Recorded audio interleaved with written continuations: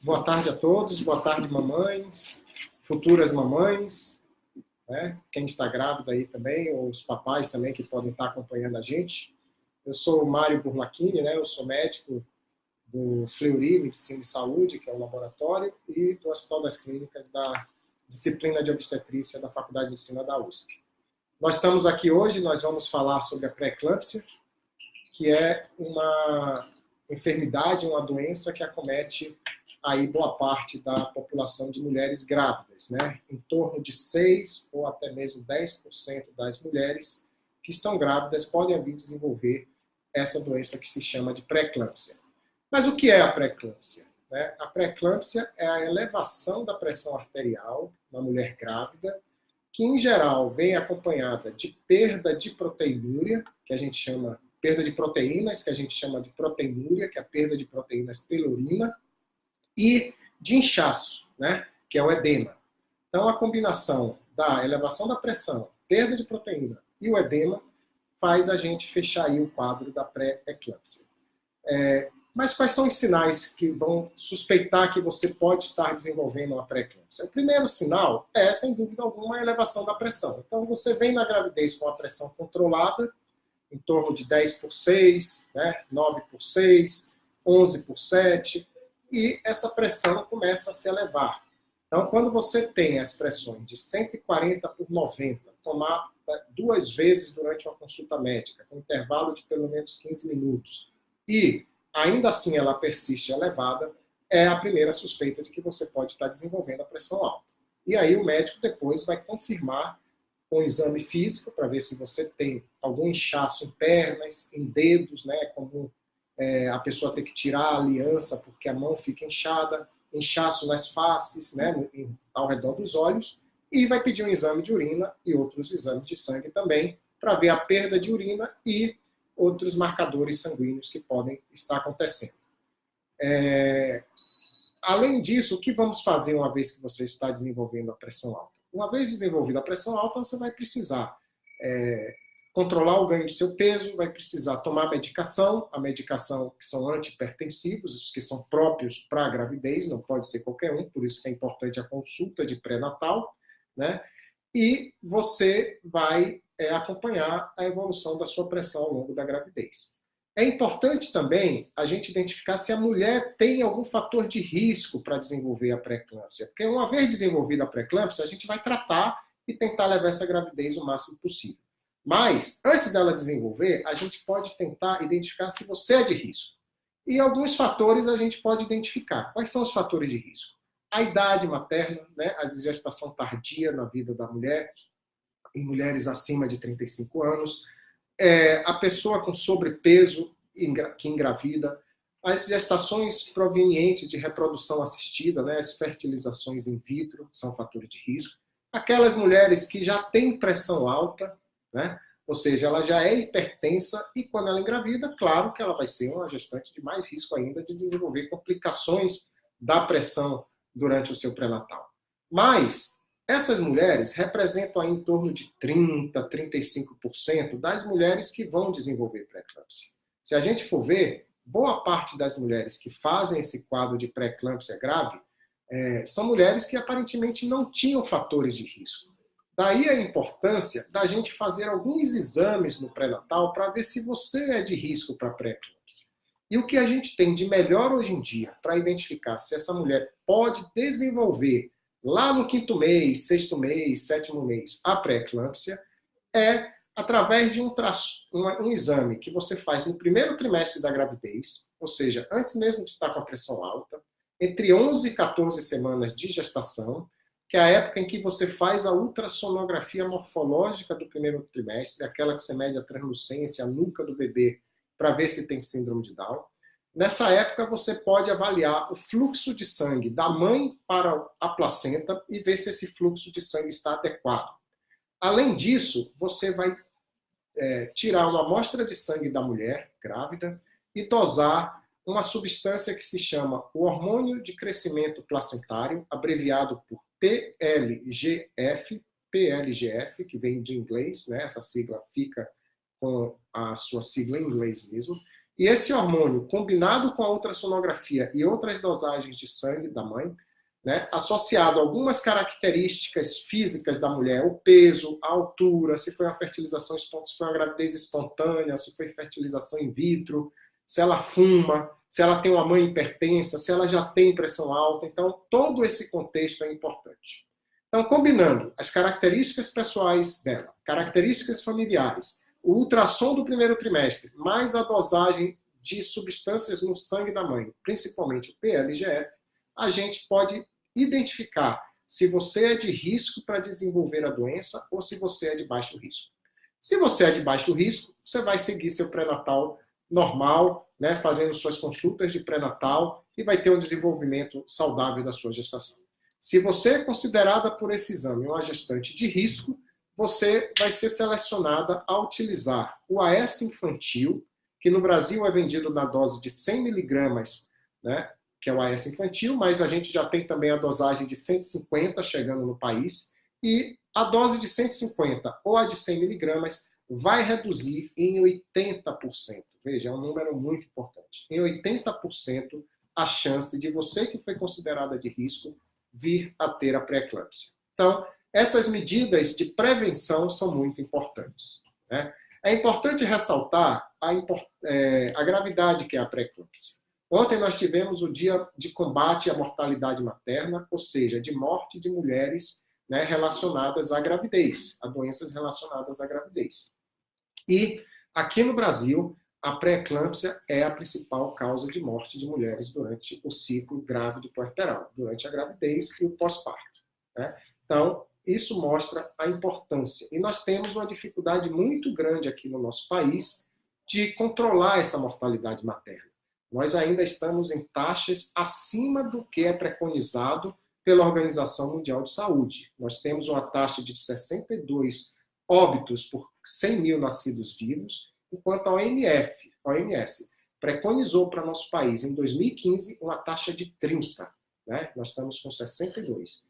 E o aceitável pela Organização Mundial de Saúde é que fosse de 20 óbitos de mulheres a cada 100 mil recém-nascidos vivos. Então, veja, a pré-eclâmpsia é sua principal responsável. Então, a gente tem que realmente focar todos os nossos esforços no combate e na identificação de vocês, das mulheres de risco, para a pré-eclâmpsia. E não só tudo isso que a gente falou é importante, mas fundamental é procurar um médico obstetra, seja particular, seja do sistema público de saúde, nas unidades básicas de saúde, para fazer o pré-natal. Começar o pré-natal o quanto antes, para que a gente tenha um sucesso no controle da pré-eclâmpsia. A gente vai agora partir, então, para a discussão, ouvir as perguntas que vocês têm para passar para a gente, que eu acho que é mais importante do que essa breve introdução que eu quis dar sobre a doença.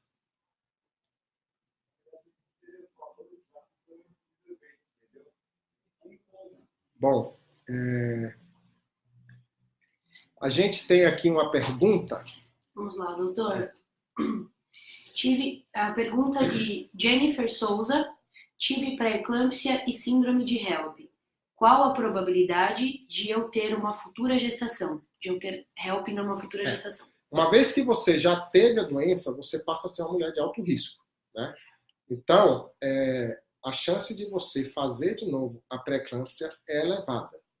O que é sugerido é que você já faça uma investigação, né, agora no seu período entre as suas gestações, você já deve ter tido seu filho, e investigue se você tem algum fator outro de risco para ter essa pré-eclâmpsia. Para isso, você pode dosar, fazer alguns exames de sangue, para ver, inclusive, se tem alguma alteração na sua cascata, na sua via de coagulação sanguínea, que chama as trombofilias, que podem estar te predispondo a ter a pré-eclâmpsia, né? Então, é fundamental que você procure o médico desde o início e algumas medidas sejam instituídas, como um bom controle de peso, a redução do sal já desde o início da gravidez. Você pode fazer esses exames de sangue que eu falei também no começo da gravidez, com uma ultrassonografia, a dosagem do PLGF. E se acusado que você é de risco, que provavelmente vai dar, só pelo seu histórico, você pode começar a sua gravidez já usando o AS infantil. Mas veja, sob orientação médica, né? A gente não está aqui dizendo que você saia e já começa a usar o AS antes do médico prescrever. Por mais simples que seja a medicação, é fundamental o acompanhamento médico. Outra pergunta de Nana Santos, doutor. Boa tarde. Tomo remédio para pressão, metildopa, 250, mais o Somalgin Cardio 100. Meu médico disse para eu tomar até o próximo sábado e parar. Corro o risco de ter a pré-eclâmpsia na hora ou pós-parto?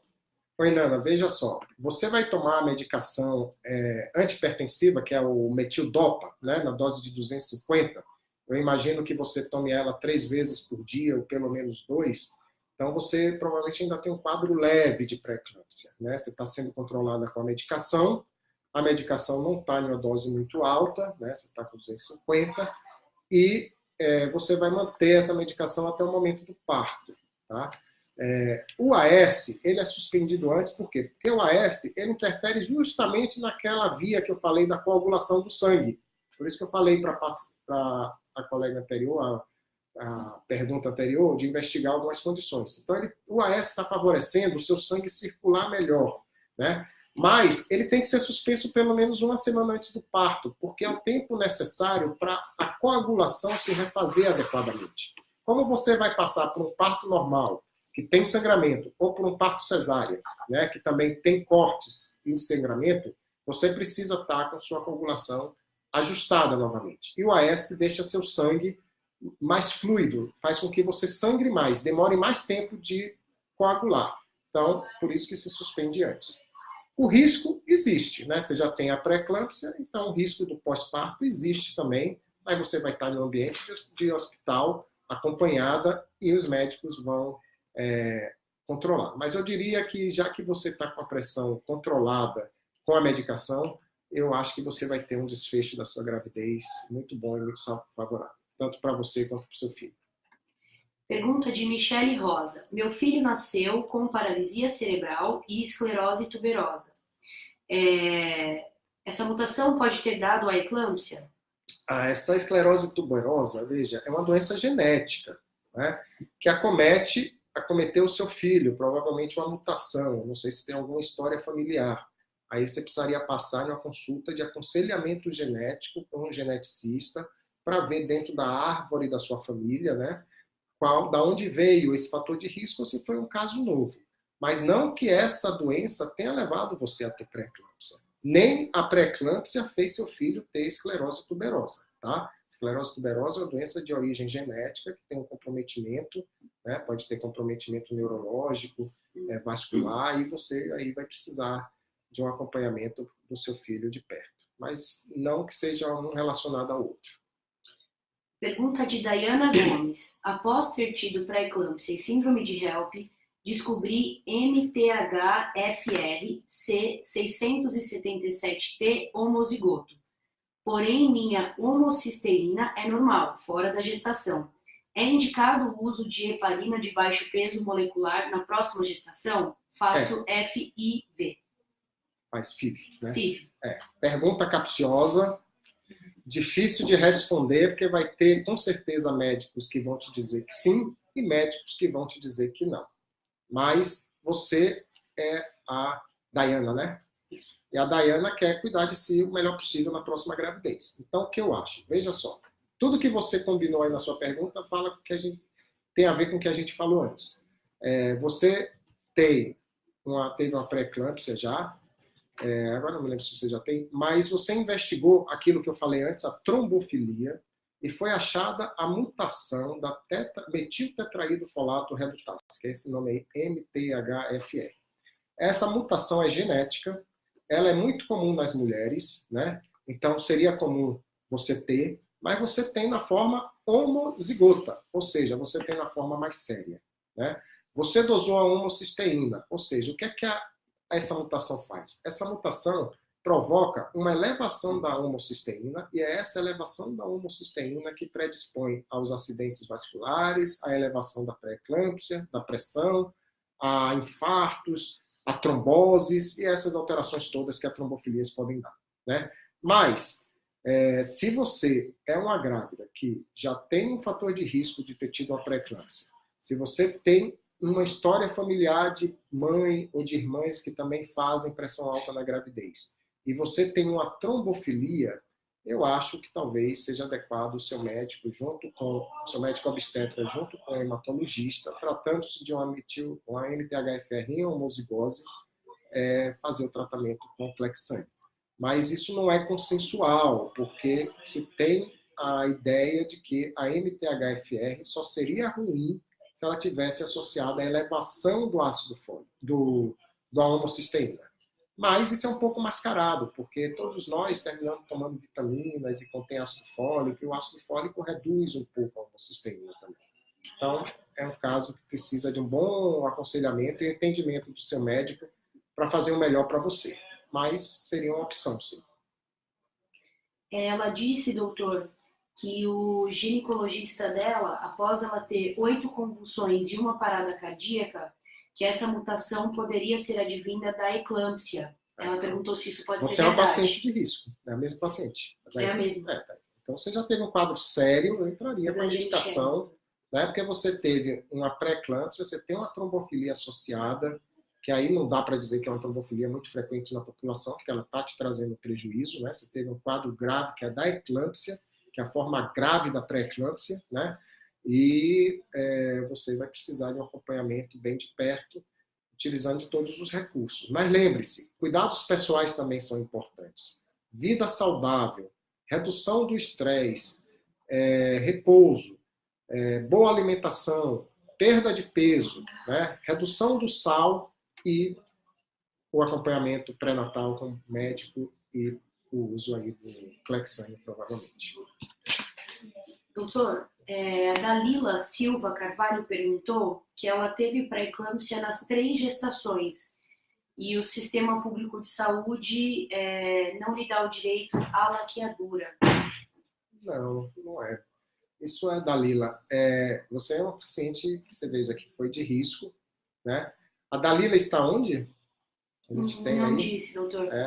Dalila, eu acho que a gente tem que procurar aí dentro da sua cidade, do seu estado, que te dê direito, porque toda mulher com 2 filhos e acima de 25 anos tem direito à laqueadura. Se a mulher for de alto risco, como você ela tem direito à laqueadura no parto, ou seja, após o parto fazer a laqueadura, né? Quando a mulher não é de alto risco, qualquer mulher teve constituído sua família, ela tem direito na UBS de fazer o processo de laqueadura e isso vai ser programado não no parto, fora do parto. Bauru? Isso. De São Paulo, né? Então, você, como é uma gestante de alto risco, você teria direito até de fazer esse processo de aconselhamento familiar durante a sua gestação e fazer a laqueadura pós-parto, né? Para já garantir sair do hospital laqueado, porque você é um paciente de risco. Agora, você teve pré-eclâmpsia 3 vezes. Agora, mesmo não estando mais grávida, você deve procurar uma unidade básica de saúde, se você for da rede pública de saúde, Dalila, e conversar com o médico lá, seja ele o ginecologista ou o médico da família, para fazer o processinho da laqueadura, né? E aí te mandar para o hospital que isso será feito. Pergunta de Mara... E se tiver difícil de fazer, procura dentro da sua unidade básica de saúde a assistente social para te ajudar, né? A gente tem que procurar os profissionais e não desistir do nosso tratamento. Pergunta de Mara Messias. Tive síndrome de HELP às 24 semanas de gestação. Meu bebê estava com baixo peso. Será que isso tem a ver com a trombofilia? Será que tomando só AS consigo levar uma gravidez adiante? É a mesma coisa de uma das nossas perguntas, né? Você teve a outra forma grave da pré-eclâmpsia, né? Que é a forma em HELP. O HELP é uma abreviação também em inglês, né? Que reduz as plaquetas, né, no sangue, que é um mecanismo de coagulação. Você aumenta as suas enzimas do fígado, né? E com isso você tem uma agressão do fígado, né, por causa da pressão alta. Forma gravíssima, né, do aumento da pressão na gravidez, que precisa de muito cuidado. Em geral, o bebê nasce prematuro na hora que se desenvolve isso. O risco durante o parto é grande, porque a mulher pode ter mais sangramento, pode ter um descolamento de placenta. E fim dessa gestação, ela tem que investigar, e ela pode sim investigar as trombofilias, tendo trombofilia, ela pode fazer o tratamento adequado da trombofilia com o Clexane e o AS, né? Se não tiver uma trombofilia, eu acho que você pode sim, uma vez que identificou aí os batimentos do seu embrião no início da gravidez, que não tem nenhum sangramento e a gravidez está boa, fazer uso do AS infantil. Mas veja, sempre sob orientação médica, né? A gente não pode tomar essas medicações por conta própria, porque são medicações que têm algum risco para a gente também, né? Se a gente tem um acidente, se a gente tem um corte, se a gente chega no hospital para fazer uma cirurgia e está tomando AS, isso precisa ser avisado, a gente tem que ter mais cuidado para não ter sangramentos desnecessários, porque tudo pode ter uma consequência. Pergunta de Késia Fernanda Lima, doutor. Ela pergunta qual é a causa da pré-eclâmpsia e se isso pode acontecer na hora do parto. Diz que está grávida de 7 meses. Olá, Késia. Pode. A pré-eclâmpsia, como eu disse, é uma doença do 3º trimestre, né? Em geral, acontece a partir de 20 semanas, antes do 5º mês é raro, mas a maioria delas se desenvolve ao final da gravidez. É por isso que no final da gravidez, apesar de estar pertinho do parto, a gente não pode abandonar o médico, nem o médico pode abandonar a grávida, né? As consultas têm que ser mais frequentes no final da gravidez para identificar isso. E mesmo mulheres que não tiveram a pré-eclâmpsia na gravidez, elas podem aumentar a pressão no final da gravidez, às vezes até por uma falha do diagnóstico, né? Não foi bem seguida antes do pré-natal. E vou te dizer mais, mesmo a forma grave, que é a eclâmpsia, ela pode acontecer antes do parto, durante o parto, enquanto você está ali tendo parto, seja ele um parto normal ou uma cesárea, e você pode ter também ela no pós-parto, depois que você já está lá no seu leito, deitada, se recuperando. Então, tem que ficar sempre de observação. Agora, a mulher que chegou com a pressão normal no final da gravidez, provavelmente não vai acontecer nada disso, tá? Pergunta de Cíntia. Doutor Mário, quando a mulher tem uma vida saudável, peso adequado e uma atividade física ativa, a probabilidade dessa mulher, quando engravidar, ter pré-eclâmpsia, o risco é menor? É menor, Késia. Cíntia, Cíntia, a Késia foi anterior. Cíntia, o risco é menor, sem dúvida alguma, né? Você tem uma vida saudável, você provavelmente tem um bom controle de peso, sua pressão é adequada, você vai engravidar espontaneamente, então a sua chance de desenvolver pré-eclâmpsia é menor. De qualquer forma, tem que manter esses ganhos que você tem fora da gravidez durante a gravidez também, né? Então, para isso, mas eu te digo que você é uma grávida que tem grande chance de sucesso em relação a não ter a pré-eclâmpsia. Lembrando que tem sempre um componente genético, né? A gente pode tomar todo o cuidado, mas a gente traz da família o risco de ter a pressão alta, porque a família toda tem pressão alta. Então, esse risco vai ser contabilizado aí, mas você, sem dúvida, estaria em vantagem em relação a outras condições. A hereditariedade é um fator de risco também, doutor? A hereditariedade é um fator de risco, né? A gente vê pessoas que já têm pressão alta jovem, né? A gente espera que a pessoa tenha pressão alta lá nos seus 45, 50, se a gente vivesse a vida toda, não morresse nunca, todo mundo ia ter pressão alta, né? Não tem jeito. Nossas artérias vão enrijecendo. Agora, existem os fatores de risco. Aquelas famílias que todo mundo tem pressão alta, ela vai ter uma pressão alta mais cedo. Daí a gente vê pessoas com pressão alta, às vezes com 20 anos, 25 anos, por um fator pessoal, familiar, né? Muito bom. Agradeço aí as perguntas muito interessantes e que acontecem no dia a dia, né? A gente vê que são perguntas do que a gente acontece todo dia no acompanhamento de nossas grávidas, mas a grande maioria das grávidas não vão ter pressão alta, né? Vão evoluir bem e a gente tem que ficar sempre atento aí durante o pré-natal. Doutor, Sim. Uma última pergunta. Mais uma. Por que esse assunto tão sério, não é recomendado pelos nossos médicos no Brasil? Não é recomendado o exame, né? Isso. Pergunta Assim, de Rose Almeida. Quando o médico está fazendo o seu pré-natal, não tem a menor dúvida que uma das condições que ele está mais preocupado é a sua pressão. Veja que ele vai medir a pressão em todas as suas consultas, né? E quando chegar no final da gravidez, quando você estiver passando a cada 2 semanas, e nas últimas semanas, toda semana, ainda assim ele vai medir a pressão toda semana. Então, é um assunto que é preocupante, né?